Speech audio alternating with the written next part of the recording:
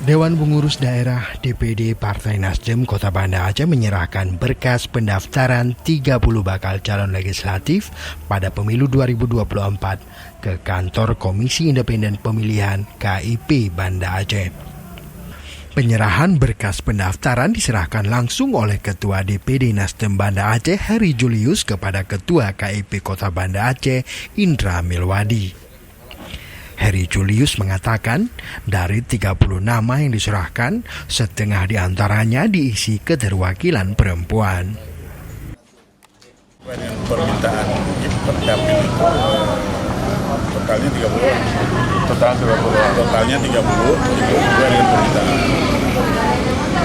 Namun cadangan masih cukup banyak, memang kita melihat ini ada masa-masa perbaikan. Masalah keterwakilan perempuan itu Keterwakilan perempuan malah melebihi.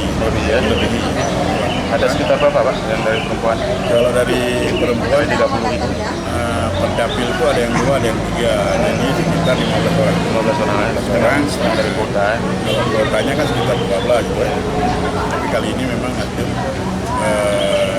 kali ini kita tidak capek menjadi caleg karena ya alhamdulillah mungkin karena Nasdem di depan mendukung Pak Anies, makanya Nasdem hari ini kebanjiran caleg.